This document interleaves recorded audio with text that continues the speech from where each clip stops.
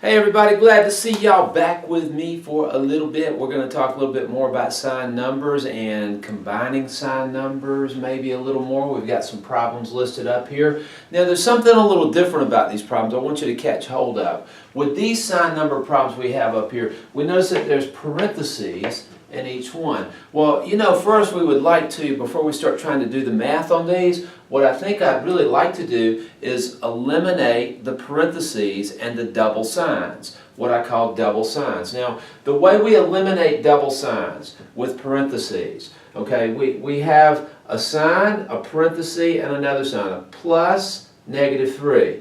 Well, we can put the plus minus together. It can combine together to become a straight minus or negative. So opposite signs here in double signs that are different from one another, double signs that are opposite become a minus.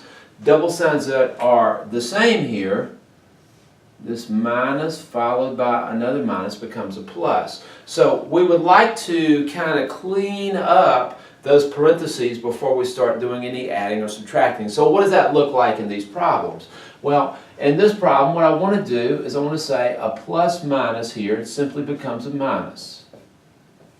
So now we have a +6 and a -4, or really we just have 6 minus 4, and of course we know that's 2. Okay, now in this situation we have a minus followed by a parenthesis with another negative inside of it. So this double sign right here becomes a plus, and we can drop the parenthesis and the double sign is gone. Now this is a -3 and a +7. Now one way to deal with that we've talked about before is 1, 2, 3 negatives. 1, 2, 3, 4, 5, 6, 7 positives. So let's cancel out that. Now what we've got left, 2 and 2, we've got 4 positives left. So my answer here is +4. Now don't have to write that positive sign. If a number is a standalone number or the first number in a group of numbers and it's positive, we just put the number down and everybody understands that we have a positive result right there.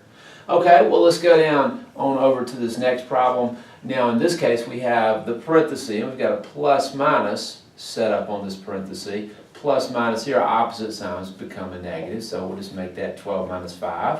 Of course 12 minus 5 is 7.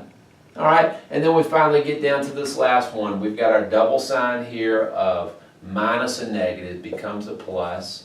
And so what we have now is a -8, a -8, and a +3. -8 and a +3. So what we're going to do is we're just going to think about this. We've got 8 negatives, we've got 3 positives. The question is, what do we have more of? Really, we've got more negatives than we do positives. Well, how many more do we have? Well, let's kind of check it out. We got 1, 2, 3, 4, 5, 6, 7, 8 of the negatives. I'm getting run out of space here. Okay, so I got 8 of the negatives, and I got 1, 2, 3 of the positives. So I got 8 negatives, 3 positives. So how many negatives does that leave me with? 1, 2, 3, 4, 5. So I have -5 for an answer right here. I hope that's helpful to you. What we like to do is eliminate the double sign before we do our adding or subtracting. That makes life a little bit simpler. It kind of simplifies the problem down for us. And then we want to know, do we have more negatives or do we have more positives? And we're just going to kind of figure that out and come up with an answer. All right, y'all, you can check yourself with your calculator on these too. Go back to your problems now. Do a lot of similar exercises to practice, eliminating those double signs. All right, I'll see you guys next time.